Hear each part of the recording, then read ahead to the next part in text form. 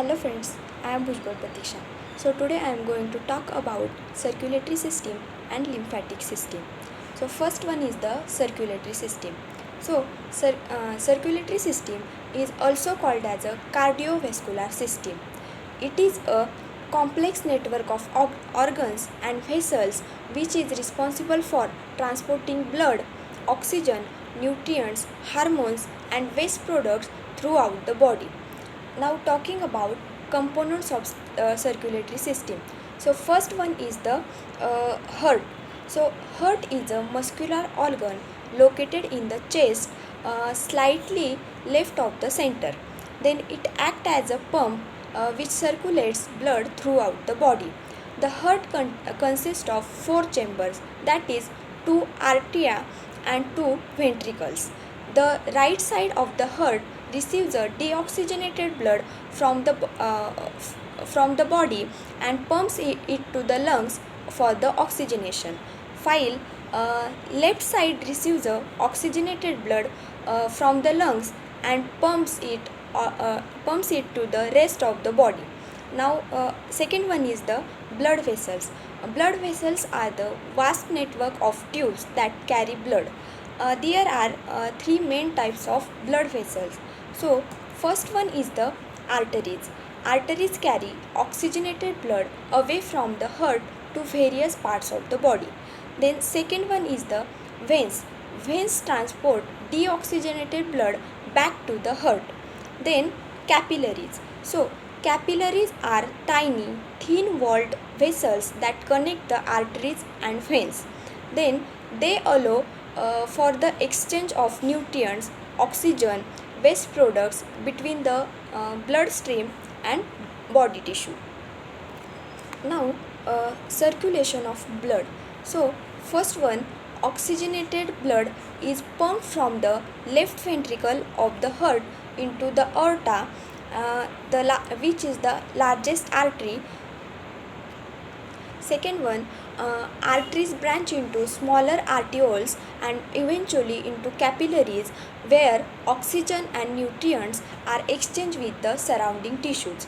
Then third one is the deoxygenated blood now rich in waste products like carbon dioxide,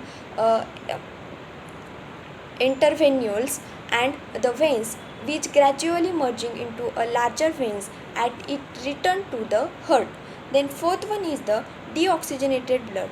Deoxygenated blood from the body enters the right atrium of the heart and is pumped into the right ventricles. Then fifth one, from the right ventricles, blood is sent to the lungs through the pulmonary artery when it picks up oxygen and releases carbon dioxide. Then sixth one, oxygenated blood returns to the left atrium and is pumped into a left ventricles, starting the cycle again. Then function of circulatory system. So first one is the transportation. Then second one is the immune response. Third one is the temperature regulation and fourth one is the blood clotting.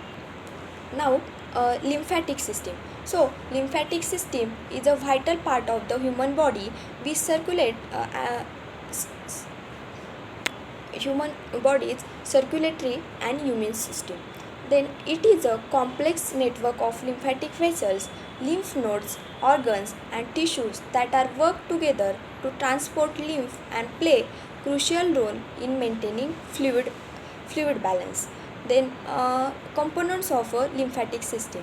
So first one is the lymph. So lymph is a clear colorless fluid similar in composition to blood plasma but without red blood cells. It derived from interstitial fluid that surrounds body cells and contains white blood cells and various proteins. Then second one is the lymphatic vessels. Lymphatic vessels are network of thin-walled tubes that carry lymph throughout the body. Then third one is the lymph node.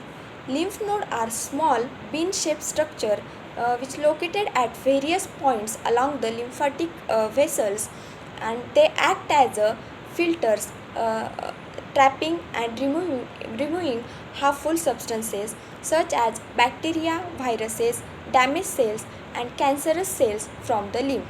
Then fourth one is the lymphatic organs. Lymphatic organs.